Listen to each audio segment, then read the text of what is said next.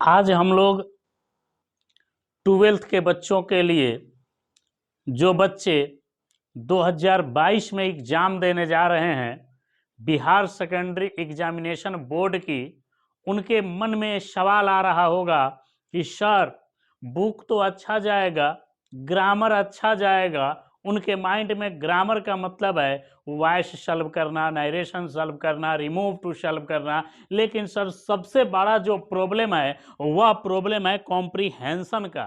Sir ये comprehension कैसे बनेगा? उनके माइंड में यही बात चल रहा है कि व्हाट इज कॉम्प्रीहेंशन।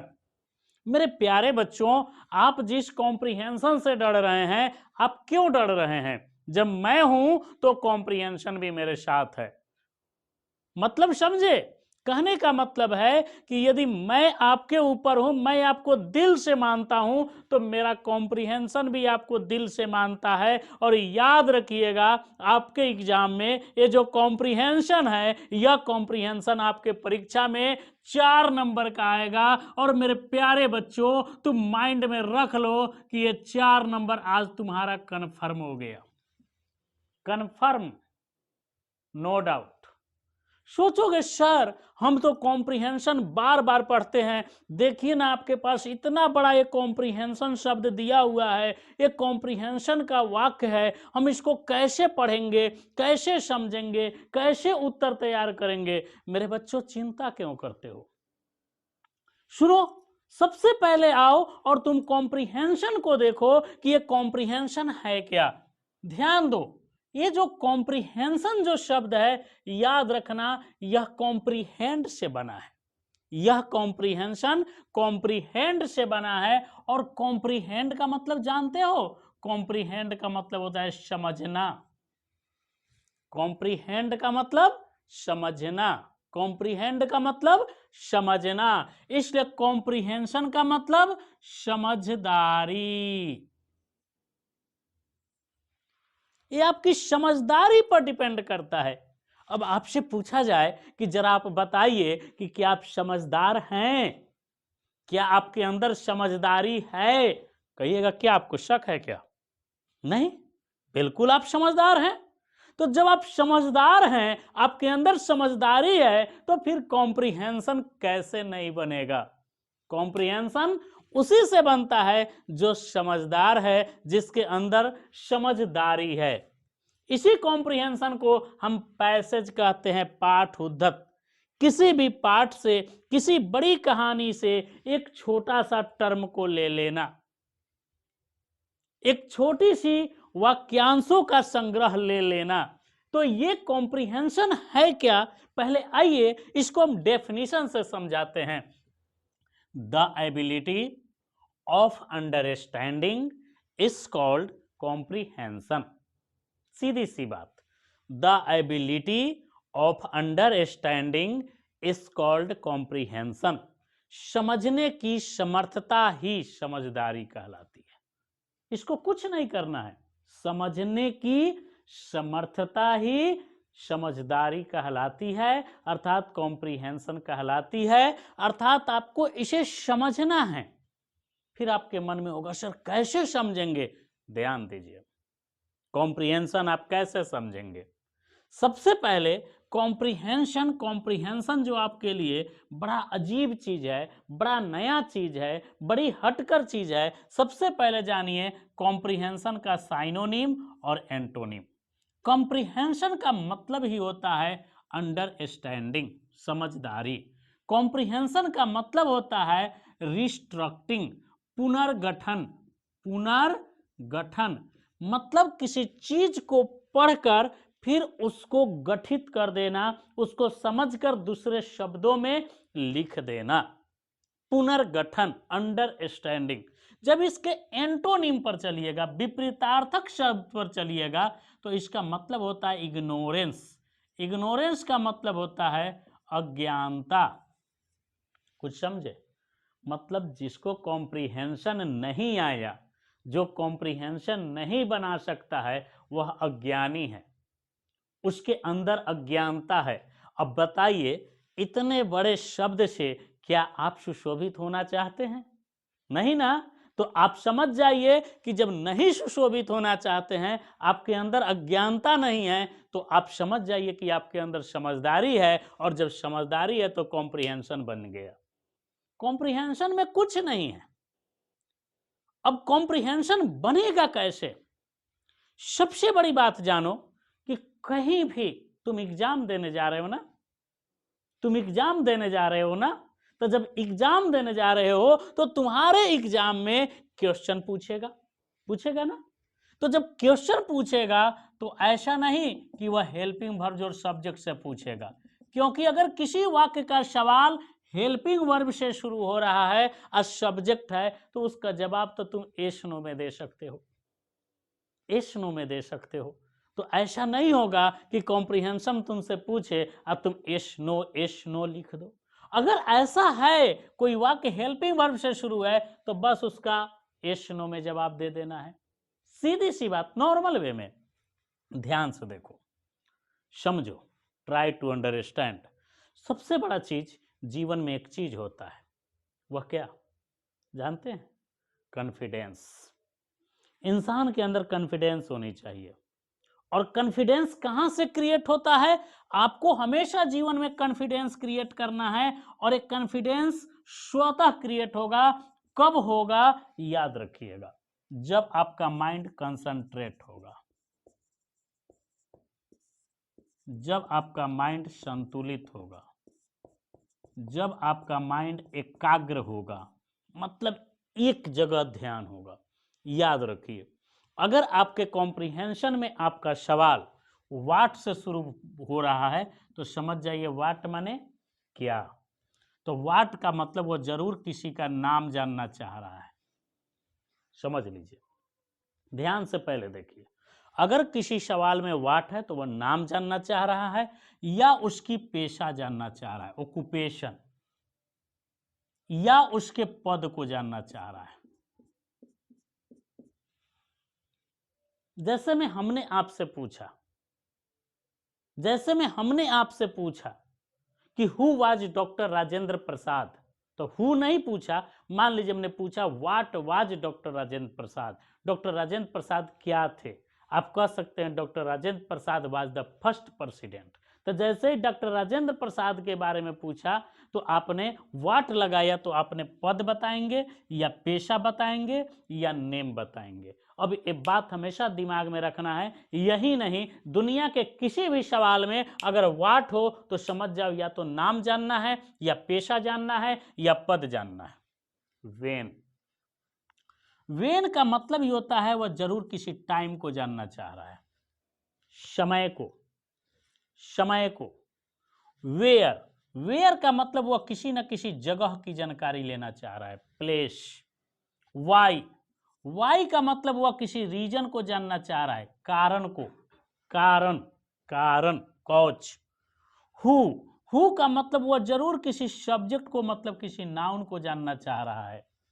विच, विच का मतलब जरूर वह किसी न किसी नाउन को चुनना चाह रहा है, टू सेलेक्ट नाउन, मतलब कुछ ना कुछ नाउन है उसी में से किसी एक को चुनना चाह रहा है, भले वह नाउन की संख्या 2 हो या 2 से ज्यादा हो। हाउ, हाउ का मतलब वह किसी चीज की सिचुएशन को जानना चाह रहा है, मतलब स्थिति को। हाउ लॉन्ग, हाउ लॉन्ग का मतलब वह टाइम लिमिटेशन को जानना चाह रहा है, time limitation. How many, how many का मतलब किसी भी चीज की वह संख्या को जानना चाह रहा है, number of countable noun, countable noun, या कह सकते हो प्लूरल काउंटेबल नाउन को जानना चाह रहा है। हाउ मच, किसी चीज की क्वांटिटी को जानना चाह रहा है, मात्रा को जानना चाह रहा है। मतलब तुम्हारा सवाल इसी से शुरू होगा, कहीं भी परीक्षा में, ये सिर्फ पैसेज में नहीं, कहीं भी अगर एग्जाम दे रहे हो अगर ये शुरू हो रहा है तो ये तो बात समझे। दूसरा चीज, उस सवाल ना पूछ के हो सकता है कोई वर्ड दे दे और पूछे कि मेक सेंटेंसेज, वाक्य बनाए, या पूछेगा उस वाक्य को बनाए, किसी न किसी शब्द से वाक्य बनाए, या वर्ड साइनोनिम पूछेगा, सेम वर्ड उससे मिलता जुलता, या एंटोनिम पूछेगा, अपोजिट वर्ड पूछेगा, या टाइटल पूछेगा, या फ्रेज से पूछेगा। दैट्स राइट, मतलब ऐसे सवाल रहेंगे।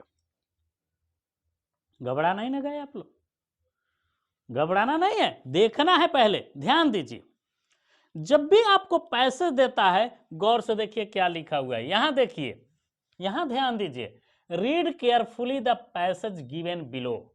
ये जो नीचे जो पैसेज दिए हैं इसे सावधानी पूर्वक पढ़े। बच्चे क्या करते हैं, देखेंगे इसे और कहेंगे चलिए हम सावधानी पूर्वक पढ़ेंगे, और उस समय उसका हार्ट का स्पीड 200 पर चल जाएगा, 200 पर। जानते हैं क्यों? सोचेगा ऊपर पढ़ेंगे तो नीचे भूल जाएंगे, नीचे पढ़ेंगे तो ऊपर भूल जाएंगे, जब तक कि पूरा पढ़ेंगे क्वेश्चन कैसे पकड़ेंगे, फिर क्वेश्चन से फिर ढूंढना होगा। अब वह यहीं पर घबरा जाता है और घबराने के बाद वह छोड़ देता है। बाबू वो काम नहीं करना है। देखो यहां मैंने लिखा है रीड द पैसेज केयरफुली। जब आप ट्रिक देख रहे हैं तो अब आइए ट्रिक पर, बनाना कैसे है। How have you to solve. सबसे पहले कॉन्फिडेंस को डेवलप करो और एकाग्र हो जाओ। और ध्यान से देखो, जो यह परीक्षा में कहता है कि रीड केयरफुली द पैसेज, याद रखना सबसे पहले तुम पैसेज को नहीं पढ़ोगे, याद रखना यहां यही सबसे पहले ट्रिक अप्लाई करना है। Read questions carefully, read questions carefully. तुम्हें किसको पढ़ना है? पहले सवाल को। यहां पढ़ो, what is the author's belief. यहां व्हाट लगा है, रुक जाओ। What is the author's belief, लेखक की विश्वास क्या है। तुम इसका भी हिंदी मत समझो, सिर्फ समझो ऑथर्स बिलीफ क्या है, ऐसा समझ सकते हो ना। ऑथर्स बिलीफ क्या है, रुक जाओ, माइंड में बैठा लो, ऑथर्स बिलीफ क्या है। दूसरा, which country does the word refer to. कौन सा देश, कौन सा देश इस शब्द का, वह कौन से देश की वह इसे जिक्र करती है। तो सिर्फ विच कंट्री और रेफर को देखो, विच कंट्री रेफर को देखो। हुज कल्चर, हुज माने किसका कल्चर, तो whose culture is not government, या गवर्नमेंटल लिखा है ना, तो तुम यहां गवर्नमेंटल पढ़ो। Whose culture is not governmental, मतलब whose culture is not governmental. मान लो कि मुझे हिंदी लगाने नहीं आ रहा है, हम इंग्लिश में। How has culture in English developed, how has culture in England developed, मतलब यह कल्चर डेवलप्ड कैसे हुआ। चलो राइट, 4 सवाल है ना। पहला क्या है, what is the author's belief. देखो पहला क्वेश्चन का जब आंसर खोज रहे हो तो पूरा मत पढ़ो, नहीं नहीं, तुम्हें पूरा पढ़ना ही नहीं है। पूरा क्यों पढ़ोगे, आंसर 1 देना है, नंबर 1 मिलेगा और हम पूरा पढ़ेंगे नहीं। 1 के लिए ऊपर से मात्र 1 या 2 लाइन पढ़ो। चूंकि ये बोर्ड पर लिखा है इसलिए थोड़ा ज्यादा है, तुम्हारे बुक में याद रखना या क्वेश्चन पेपर में याद रखना 1 या 2 लाइन पढ़ना है। हो सकता है तुम्हारा पहला लाइन में ही पहला आंसर कंफर्म हो जाए। तुम जिससे भाग रहे थे वो कह रहा है कि पहले लाइन देखो ना, कहीं तुम्हारा आंसर पहले लाइन में है। देखो ना, what is the author's belief. चलो यहां पढ़ो, माई बिलीफ। तो ये माई कौन, आप थोड़ी कह रहे हैं, के सर थोड़ी कह रहे हैं, लेखक कह रहा है, ऑथर कह रहा है। My belief is that if the Nazi won culture would be destroyed in England. अर्थ मत लगाओ, अर्थ मत लगाओ, माई बिलीफ है, यहां ऑथर्स बिलीफ है।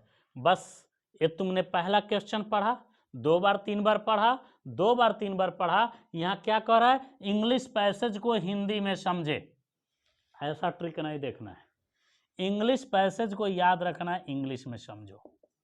कहोगे ये क्यों, क्योंकि तुम्हारा वोकैबुलरी कमजोर है, तुम्हारा टेंस कमजोर है और तुम्हें ये पैसेज को बनाना है। तो उस स्थिति में क्या करोगे, इंग्लिश पैसेज को इंग्लिश में समझो। बिलीफ लिखा था ना, यहां बिलीफ टकरा ना गया, कहानी खत्म, मतलब मेरा आंसर तैयार। तो my belief is that if the Nazi won culture would be destroyed in England. यहाँ फुल स्टॉप है ना, ये पूरा एक सेंटेंस है ना, समझ जाओ ये पूरा तुम्हारा एक पहला का आंसर तैयार हो गया। अब रुक जाओ, आंसर मत दो, पहले चारों का आंसर ढूंढ लो।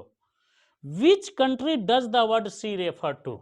पढ़ो, रेफर खोजना, कहीं रेफर तो मिल जाए। In the earlier war, Germany was just a hostile country. Germany and England were enemies, but they both belonged to the same civilization. In the Nazi war, Germany is not merely a hostile country. She is a bad ideology. She stands for evil ideas. Germany is not against culture. Germany is not against culture. She does believe in art, literature, but she has made. अब देखो कितना आगे चल गए. Which country does the word she refer to? In the earlier war, कौन है? Germany है. तो यहां किसका आंसर दोगे? जरा सोच लो. किस देश की? In the earlier war Germany was a hostile country. तो लेखक जो हैं वे किस देश की जिक्र करते हैं? होस्टाइल का मतलब मेजबानी करने वाला, सेवा सत्कार करने वाला. तो यहाँ पर रेफर है, सी है. तो बताओ ये कौन सी कंट्री की चर्चा है? तो स्पष्ट है किस देश की चर्चा हुआ? जर्मनी की. इतना ज्यादा पढ़े बेकार गया? ऊपर ही है. तो यहाँ किसकी चर्चा करोगे? जर्मनी की. Whose culture is not governmental. 3 और 4. चलो यहां तक पढ़े थे ना, बढ़ते चलो. यहां तक पढ़े थे मान लो, या नहीं तो यहीं तक. तुमको क्या देखना है? क्या देखना है? Not governmental. Not governmental.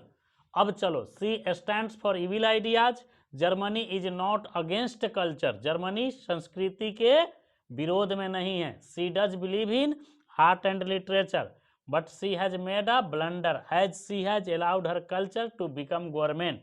All evils produced from this blunder. In England, सुनो ध्यान से, अब आ गया, तुमने ही अर्थ नहीं लगाया. In England, our culture is non-governmental. Our culture is non-governmental. कहाँ? In England. Whose culture is not governmental. यहाँ नॉट वहां नन, बात एक ही है ना. तो बताओ किसकी कल्चर? England's culture. किसकी कल्चर? England's culture. तुमने न यहां अर्थ लगाया न यहां लगाया. कल्चर को देखकर यहां पर England our culture is non governmental, not governmental, बात एक ही है. बताओ क्वेश्चन नंबर 3 भी तुम्हारा बन गया. लास्ट देखो, how has culture in England developed. तो कहां तुमको डेवलप्ड की चर्चा करनी है? इंग्लैंड में. It is national. इंग्लैंड की चर्चा हो रही है. It springs naturally out of our way of life. It has developed. तो यहाँ इट किसकी चर्चा है? इंग्लैंड की. Has developed. तो हाउ, कैसे? तो स्थिति बताना है कि वो कैसे विकसित हुआ है. तो हाउ कैसे है ना, हाउ से सिचुएशन बताना है ना. तो it has developed slowly, easily and Leslie. बोलो चारों का आंसर तैयार हो गया कि नहीं हुआ? कोई दिक्कत है? अब देखो हम आंसर को लिखना शुरू किए चारों का. What is the author's belief. क्या लिखोगे? Authors belief. तुमको इसका अंग्रेजी भी नहीं लगाना है, इसी से उतार लेना है. Authors belief is that if the Nazi own culture would be destroyed in England. अब ऐसा नहीं कि बीच में तुम भी डॉट डॉट डॉट दे देना, नहीं, तुम पूरा लिखोगे, इससे उतार लोगे. माई belief is that if the Nazi own culture would be destroyed in England. पहला का आंसर तैयार. बस इस माई के जगह पर तुम किसका प्रयोग कर दोगे? ऑथर्स का. दूसरा, which country does the word she refer to. क्या लिखिएगा? She refers to the country Germany. ध्यान दीजिए, ऐसा नहीं कि मैंने अपने से बनाया है, आपके किसी न किसी एग्जाम में पूछा हुआ है. अब आप पता कीजिए कि किस में पूछा हुआ है. हुच कल्चर इज नॉट गवर्नमेंटल. क्या लिखोगे?